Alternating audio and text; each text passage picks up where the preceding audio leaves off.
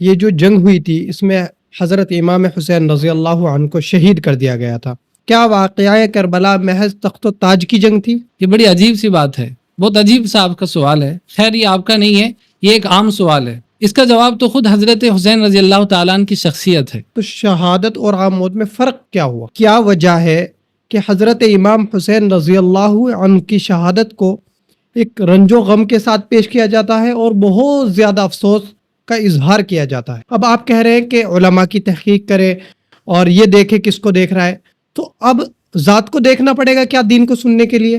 ایک شخص ہے گوہر شاہی، یہ کچھ باتیں بڑی اچھی ایسی کرتا ہے کہ نوجوان بہت جلدی جو ہے اٹریکٹ ہو جاتے ہیں۔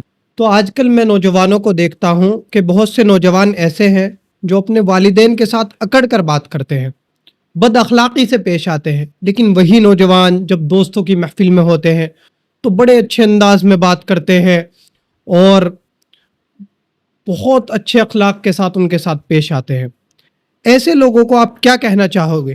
سب سے پہلی بات تو اللہ تعالیٰ نے توحید کے بعد ماں باپ کے حق کو بیان کیا ہے، اور رہی بات آپ نے جو کہی ہے کہ دوستوں سے زیادہ محبت کرتے ہیں، ماں باپ سے کم کرتے ہیں، یہ تو قیامت کی نشانیوں میں سے ہے۔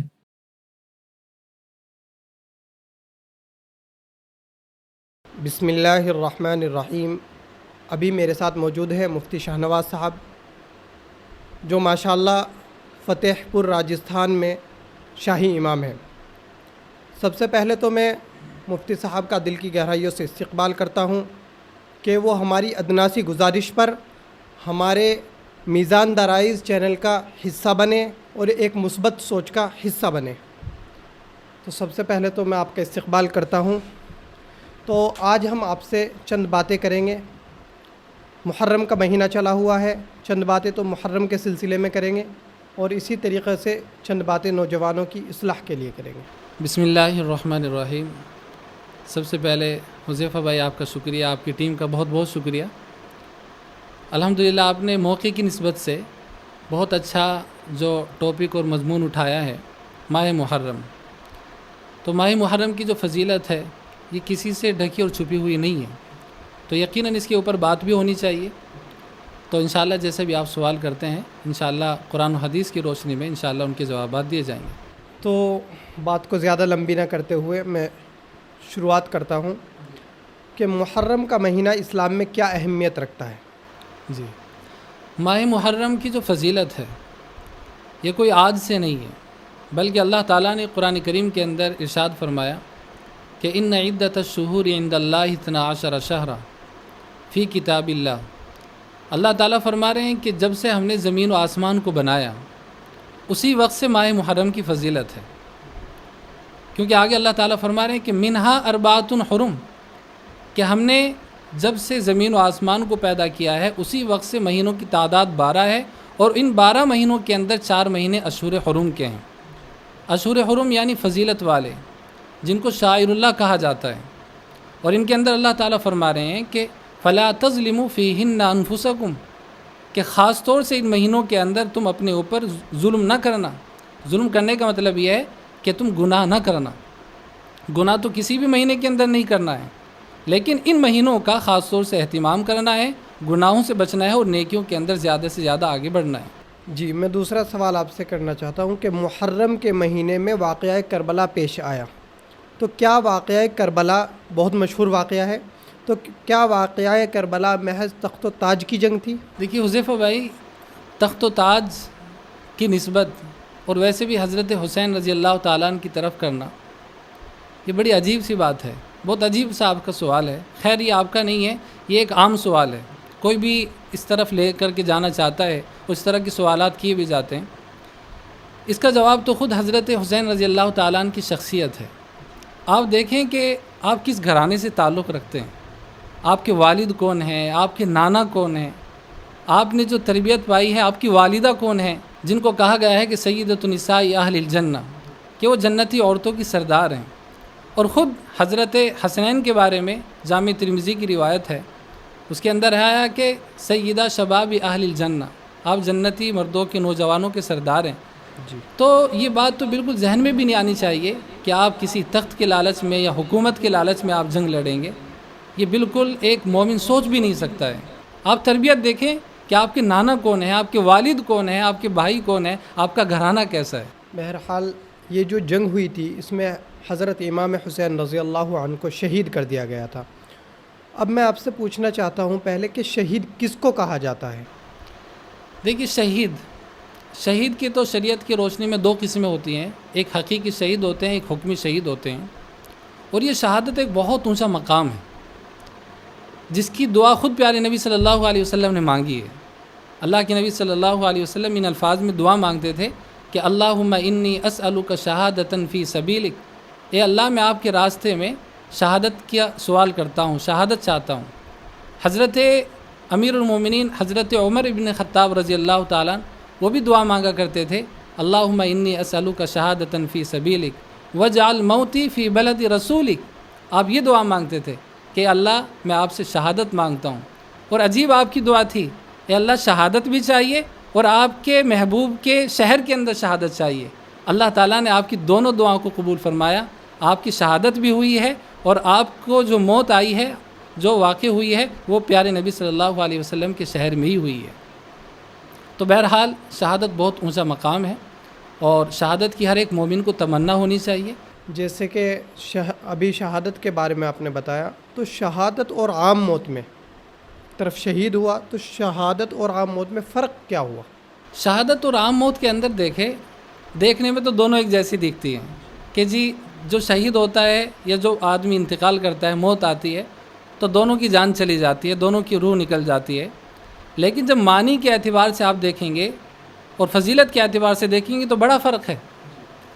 موت جو ہے ہر ایک کو آنی ہے، یہ تو جو اللہ تعالیٰ نے فرما دیا کہ کل نفس ذائقۃ الموت، جو بھی اس دنیا کے اندر آ چکا ہے اس کو تو موت آنی ہی ہے، لیکن شہادت ہر کسی کو یہ نصیب میں نہیں ہوتی ہے۔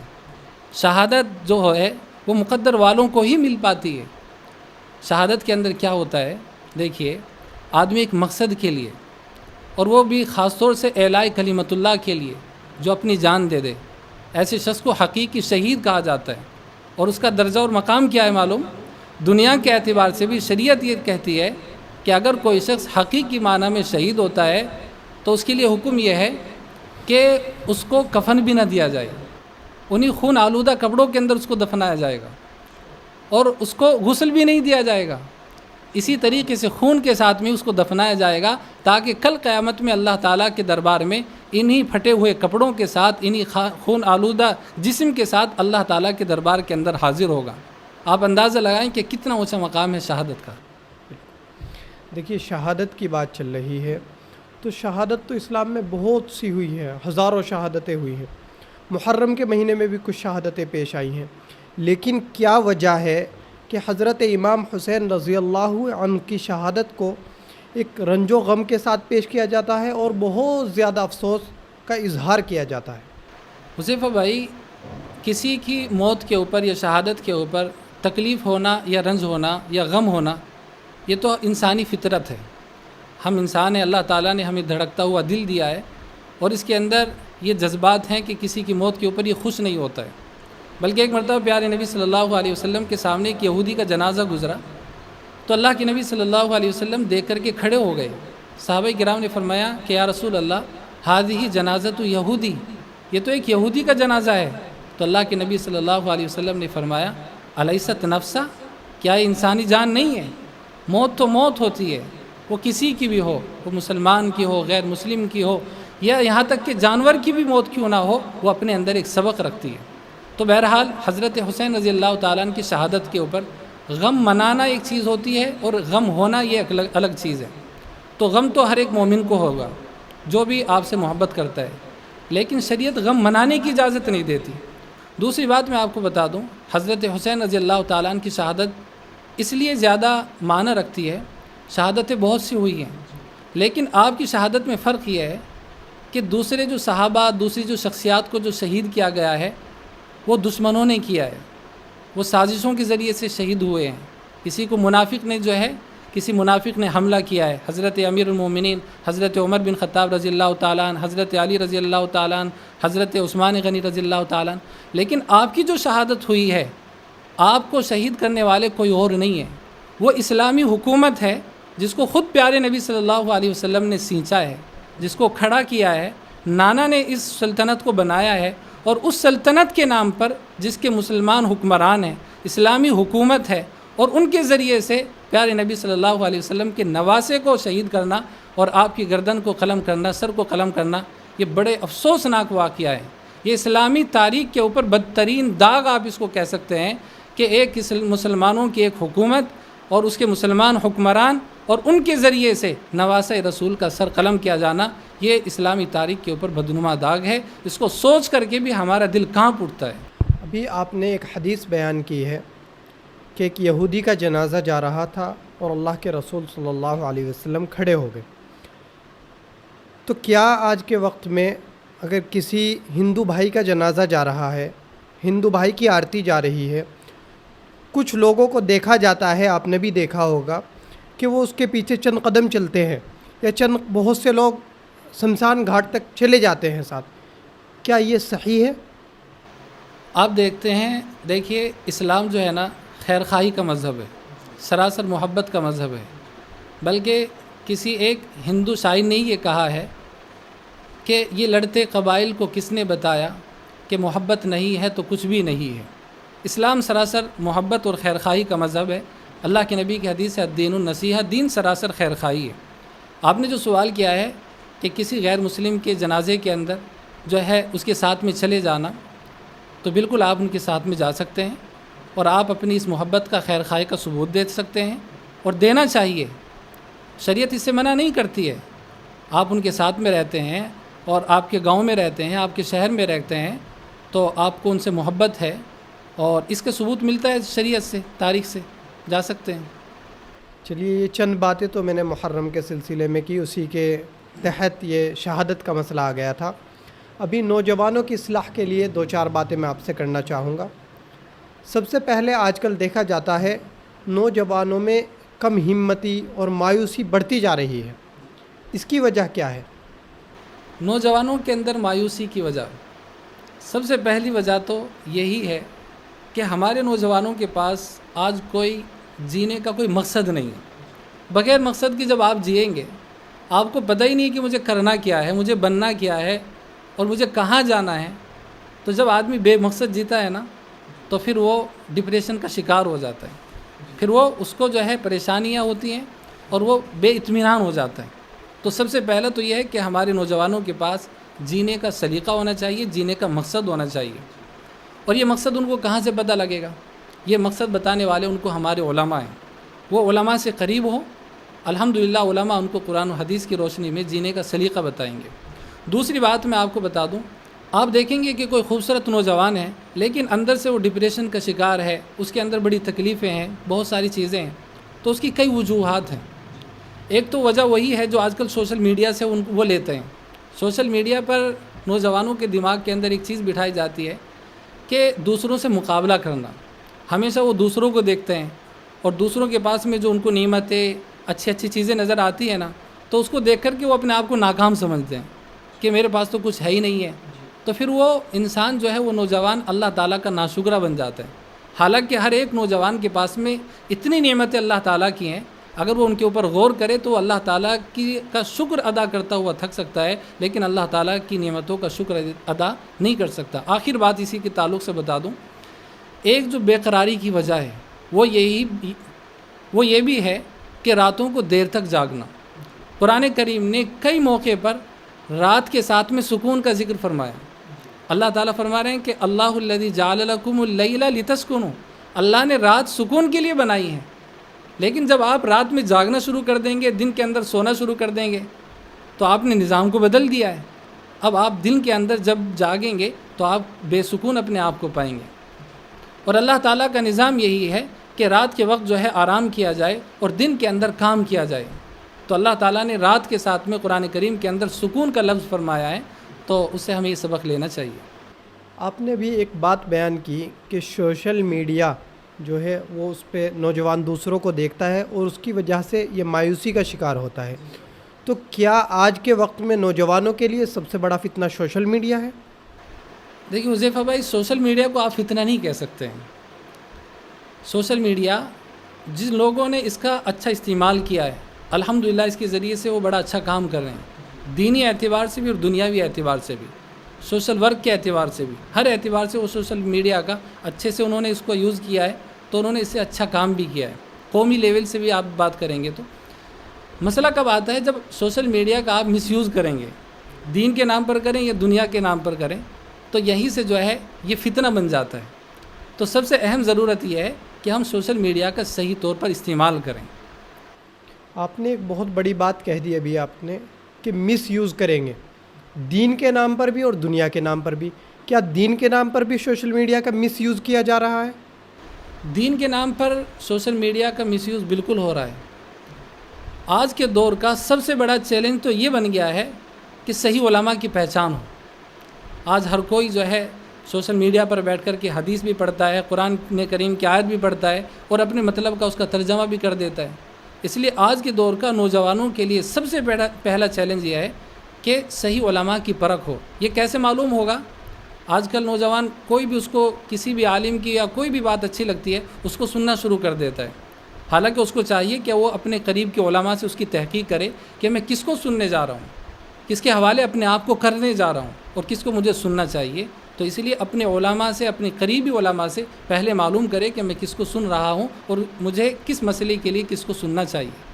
لیکن پھر نوجوان یہ کہتا ہے کہ ہمارے بڑوں نے یہی بات بیان کی ہے کہ یہ نہ دیکھا جائے کون بیان کر رہا ہے، یہ دیکھا جائے کیا بیان کر رہا ہے۔ جب کوئی آدمی سوشل میڈیا پر آ کر دو بات اچھی بیان کرتا ہے تو نوجوانوں کو دل کو اچھی لگتی ہے، وہ اس کو سننے لگتے ہیں۔ اب آپ کہہ رہے ہیں کہ علماء کی تحقیق کرے اور یہ دیکھے کس کو دیکھ رہا ہے، تو اب ذات کو دیکھنا پڑے گا کیا دین کو سننے کے لیے؟ بتائیے، یہ سوال معذرت کے ساتھ نوجوان میں کریں گے۔ آپ کے چینل کے ذریعے سے بتا دوں، ایک شخص ہے گوہر شاہی، یہ کچھ باتیں بڑی اچھی ایسی کرتا ہے کہ نوجوان بہت جلدی جو ہے اٹریکٹ ہو جاتے ہیں اور اس کی بات کو جو ہے اسٹیٹس لگاتے ہیں، حالانکہ یہ بات اس کی واقعی میں اچھی ہے اور یہ بات اچھی ہے، لیکن اس بات کو شیئر کرنے سے، اس بات کو اسٹیٹس لگانے سے اس آدمی کی تائید ہو جاتی ہے، پھر دیکھنے والے جو ہے اس کو سرچ کرنے لگیں گے اور آگے جا کر کے معلوم پڑتا ہے کہ یہ تو بہت غلط عقائد رکھتا ہے۔ تو اس لیے کہا جاتا ہے کہ پہلے تحقیق کر لی جائے کہ ہم کس کی بات کو سن رہے ہیں اور کس کی بات کو شیئر کر رہے ہیں۔ ٹھیک ہے، جیسا کہ میں آپ سے نوجوانوں کے سلسلے میں بات کر رہا تھا، تو آج کل میں نوجوانوں کو دیکھتا ہوں کہ بہت سے نوجوان ایسے ہیں جو اپنے والدین کے ساتھ اکڑ کر بات کرتے ہیں، بد اخلاقی سے پیش آتے ہیں، لیکن وہی نوجوان جب دوستوں کی محفل میں ہوتے ہیں تو بڑے اچھے انداز میں بات کرتے ہیں اور بہت اچھے اخلاق کے ساتھ ان کے ساتھ پیش آتے ہیں۔ ایسے لوگوں کو آپ کیا کہنا چاہو گے؟ والدین کے ساتھ حسن سلوک کے بارے میں آپ ایک قرآن کریم کی آیت پر نظر کر لیں، بڑی گہری بات بتا رہا ہوں۔ اللہ تعالیٰ نے فرمایا کہ سب سے پہلی بات تو اللہ تعالیٰ نے توحید کے بعد ماں باپ کے حق کو بیان کیا ہے، اللہ تعبدوا الا ایہ، یہ تو توحید ہو گئی۔ ساتھ میں فرمایا وبالوالدین احسانا، والدین کے ساتھ حسن سلوک کرو۔ بات یہیں پر ختم نہیں ہوتی، بات آگے جاتی ہے۔ آگے اللہ فرما رہے اما یبلغن عندک الکبر احدہما، اگر بڑھاپے کے اندر تمہارے ماں باپ میں سے کوئی ایک تمہیں ملے، یہاں پر نوٹ کرنے کی بات ہے، اللہ تعالیٰ پہلے فرما رہے ہیں کہ بڑھاپے کے اندر تمہارے ماں باپ میں سے کوئی ایک ملے، حالانکہ ماں باپ تو دو ہوتے ہیں، بھائی ایک ماں ہے ایک باپ ہے، لیکن پہلے اللہ تعالیٰ ایک کا فرما رہے ہیں کہ اگر بڑھاپے کے اندر تمہارے ماں باپ میں سے کوئی ایک مل جائے تو تم خاص طور سے ان کے ساتھ میں حسن سلوک کرنا۔ اس کی وجہ یہ ہے کہ جب تک ہمارے ماں باپ دونوں زندہ ہوتے ہیں اور ہمارے رویے سے ان کو اگر کوئی تکلیف پہنچ جاتی ہے نا، بہو کے ذریعے سے، بیٹے کے ذریعے سے، تو اس تکلیف کو ایک دوسرے سے شیئر کر لیتے ہیں، ایک دوسرے کو بتا دیتے ہیں۔ لیکن اگر ان دونوں میں سے کسی ایک کا انتقال ہو جائے تو، اور پھر بیٹے کی طرف سے اس کو تکلیف پہنچ جائے، بہو کی طرف سے تکلیف پہنچ جائے، اب وہ بیچارے کس کو بتائیں گے؟ پہلے تو اگر شوہر ہے تو بیوی تھی، اس کے ساتھ میں وہ شیئر کر لیتے تھے، وہ تکلیف کم ہو جاتی تھی۔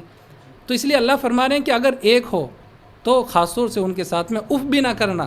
اب وہ بیچارہ اکیلا ہے، اب وہ اپنے اس غم کو کس کو بتائے گا؟ جب تک اس کی زوجہ تھی تو اس کے ساتھ میں شیئر کر لیتا تھا۔ تو اس لیے اللہ تعالیٰ پھر آگے فرمایا او کلاہما، یا دونوں بھی تمہیں مل جائیں تو افیم ولا تنہرہما، ان کے ساتھ میں تم کوئی ایسا لہجہ اختیار نہ کرنا جس سے ان کو تکلیف پہنچ جائے۔ اور رہی بات آپ نے جو کہی ہے کہ دوستوں سے زیادہ محبت کرتے ہیں، ماں باپ سے کم کرتے ہیں، یہ تو قیامت کی نشانیوں میں سے ہے۔ قیامت کی نشانیوں میں سے ایک نشانی یہ ہے کہ آدمی اپنے دوستوں کو زیادہ خیر خواہ سمجھے گا کہ یہ میرا زیادہ ہمدرد ہے، اور اپنے ماں باپ جو اس کے حقیقی خیر خواہ ہیں، کوئی بھی ماں باپ نہیں چاہتا کہ ہمارا بچہ جو ہے آوارہ ہو جائے، ہمارا بچہ ناکام ہو جائے۔ ہر ماں باپ کی یہ خواہش ہوتی ہے کہ ہماری زندگی جیسی چاہی گزر گئی لیکن ہمارا بچہ کامیاب رہے۔ تو بہرحال آج نوجوانوں کا یہی رویہ دیکھنے میں آتا ہے، ہر کسی کا تو نہیں لیکن اکثر کا دیکھنے میں آتا ہے کہ وہ دوستوں کو زیادہ اہمیت دیتے ہیں، حالانکہ ماں باپ ہمارے پاس سب سے بڑی انمول دولت ہے۔ دیکھیے، ایک چیز نوجوان پیش کرتے ہیں کہ وہ دوستوں سے کھل کر اپنی باتیں بتا دیتے ہیں، کوئی ان کو پریشانی ہوتی ہے یا کوئی دقت ہوتی ہے تو وہ ان کو شیئر کر سکتے ہیں، تو وہی پریشانی وہ ماں باپ سے کیوں نہیں شیئر کر پاتے؟ ہاں، اس کے اندر کہیں نہ کہیں ماں باپ کے اندر بھی یہ چیز کی کمی دیکھنے میں آتی ہے کہ وہ بچوں کو ڈرا کر کے رکھنے کو اسی کو سمجھتے ہیں کہ ہم نے اچھی تربیت کی ہے، کہ بچہ ان کے سامنے بات تک نہ کرے، وہ آئیں تو بچہ گھر سے باہر نکل جائے۔ تو ہمارے بعض جو ہے ماں باپ ایسے ہوتے ہیں، اسی کو سمجھتے ہیں کہ میں نے اچھی تربیت کی ہے، حالانکہ اچھی تربیت یہ ہے کہ آپ اپنے بچے کے ساتھ کبھی دوستانہ تعلق بھی رکھیں تاکہ وہ پریشانی کے وقت ادھر ادھر نہ جائے، نادان دوستوں کی طرف نہ جا کر کے عقل مند باپ کی طرف جائے۔ اور آپ جانتے ہیں کہ باپ کبھی بھی غلط مشورہ نہیں دے سکتا، تو والدین کو بھی چاہیے کہ اپنے بچوں کے ساتھ میں تھوڑا دوستانہ رویہ رکھا کریں۔ تو ہماری اس بات کو دیکھنے کے بعد جو ماں باپ یہ چاہیں گے کہ وہ اپنے بچوں کے ساتھ دوستوں والا رویہ یا دوستوں والا تعلق قائم کرے، تو وہ کس طریقے سے کر سکتے ہیں؟ ہمارے پیارے نبی صلی اللہ علیہ وسلم کی جو سیرت ہے نا، اس کا ایک یہ معجزہ ہے اور یہ خصوصیت ہے کہ آپ پیارے نبی صلی اللہ علیہ وسلم کی سیرت کے کسی بھی رخ کو پڑھیں، اللہ کے نبی کی سیرت ہماری رہنمائی کرتی ہے۔ آپ دیکھیں گے اللہ کے نبی کی زندگی، آپ دیکھنا چاہتے ہیں کہ کامیاب استاد کیسا ہو، تو اللہ کے نبی ایک کامیاب استاد بھی تھے، مثالی استاد بھی تھے۔ آپ دیکھنا چاہتے ہیں کہ مثالی باپ کیسا ہو، تو آپ اللہ کے نبی کی سیرت اٹھائیں، اللہ کے نبی مثالی باپ بھی آپ کو نظر آئیں گے۔ آپ دیکھنا چاہتے ہیں کہ مثالی دوست کیسا ہو، تو آپ اللہ کے نبی کی سیرت پڑھیں کہ اللہ کے نبی مثالی دوست بھی تھے۔ اللہ کے نبی صلی اللہ علیہ وسلم کی سیرت کا یہ ایک بہت بڑا معجزہ ہے۔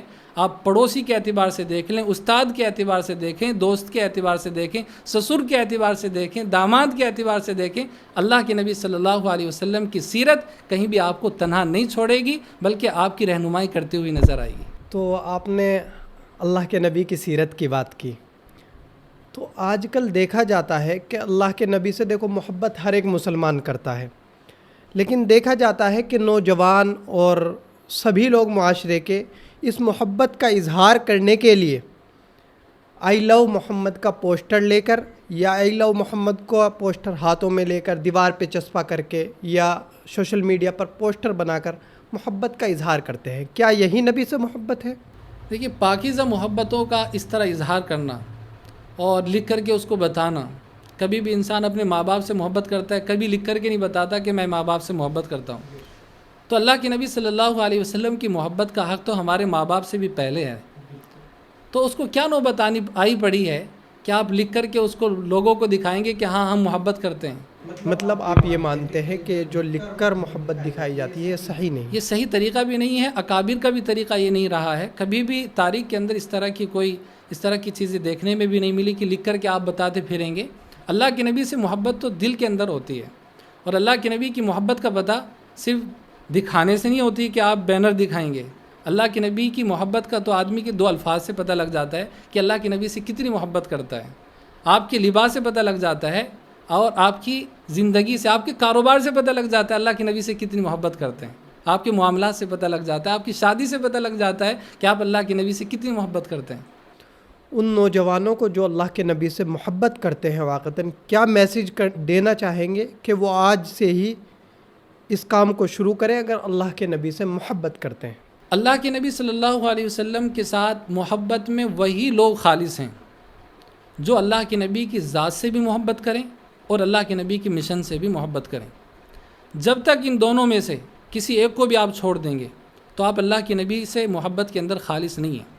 ہمارے ایمان کا تقاضا یہ ہے کہ اللہ کے نبی کی ذات سے بھی محبت ہو، اللہ کے نبی کے مشن سے بھی محبت ہو۔ اس طرح کی مثالیں ہمارے سامنے ہیں، بعض نے نبی کی ذات سے تو محبت کی لیکن نبی کے مشن سے محبت نہیں کی۔ حضرت ابو طالب کا واقعہ پڑھ لیں۔ ابو طالب اللہ کے نبی کی ذات سے تو محبت کرتے تھے، اتنی محبت کرتے تھے کہ آپ کی پیدائش پر انہوں نے کتنی خوشی منائی ہے، ابو لہب نے کتنی خوشی منائی ہے، لیکن نبی کے مشن کو قبول نہیں کیا، تو ان کے بارے میں جو ہے قرآن کریم کی آیتیں نازل ہیں، تبت یدا ابی لہب، ابو لہب کے سلسلے میں۔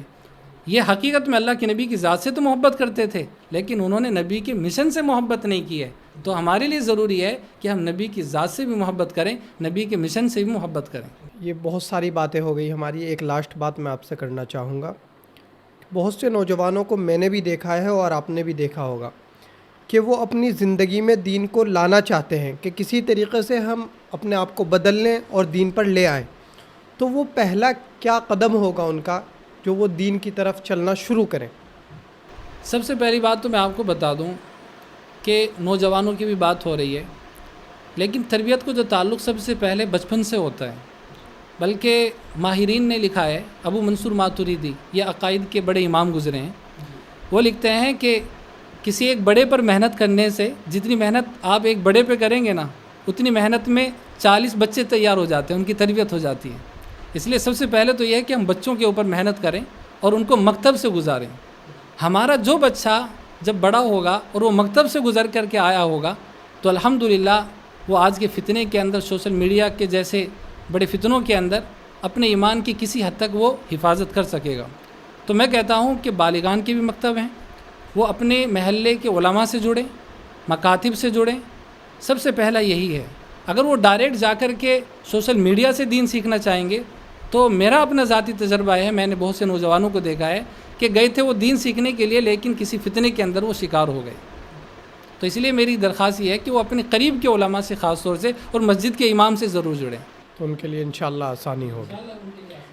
کوئی ایک ایسی نصیحت جو نوجوانوں کو آپ اس چینل کے ذریعے کرنا چاہیں گے؟ نوجوانوں کے لیے میری ایک نصیحت یہ ہے کہ دیکھو، ہر قوم کا سرمایہ نوجوان ہوتے ہیں۔ اگر یہ سرمایہ ہی ہمارا بگڑ جائے اور ختم ہو جائے تو پھر ہمارے پاس کچھ بھی نہیں بچتا ہے۔ اس لیے نوجوانوں، آپ کی جان کی اور آپ کے ہنر کی اور آپ کی صلاحیتوں کی ہمارے ملک کو بھی ضرورت ہے، ہماری قوم کو بھی ضرورت ہے۔ اس لیے آپ اپنی زبانی کی بھی حفاظت کریں، آپ اپنی صلاحیتوں کی حفاظت کریں، ان کو صحیح جگہ پر استعمال کریں، تاکہ آپ اپنے ملک کا بھی نام روشن کریں، اپنی قوم کا بھی نام روشن کریں، اپنے خاندان کا بھی نام روشن کریں اور اپنے والدین کا بھی نام روشن کریں، ان کا سر فخر سے آپ اونچا کریں۔ جزاکم اللہ خیر و احسن الجزا۔ اللہ تبارک و تعالیٰ آپ کو اس کا بہتر بدلہ عطا فرمائے۔ آپ تشریف لائے، جزاکم اللہ خیرہ۔ امید کرتا ہوں ابھی جو میں نے مفتی شاہ نواز صاحب شاہی سے بات چیت کی ہے آپ لوگوں کو پسند آئی ہوگی۔ چند باتیں محرم کو لے کر ہوئی اور چند باتیں نوجوان کی اصلاح کو لے کر ہوئی۔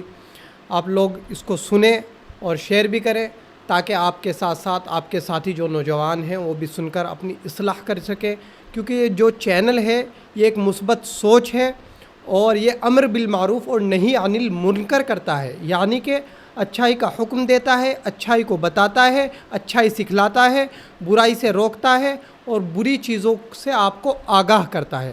تو آپ لوگ اس چینل کے ساتھ جڑیں تاکہ آپ لوگ بھی اس اچھے مشن کا اور نیک مشن کا حصہ بن سکیں۔ السلام علیکم ورحمۃ اللہ وبرکاتہ۔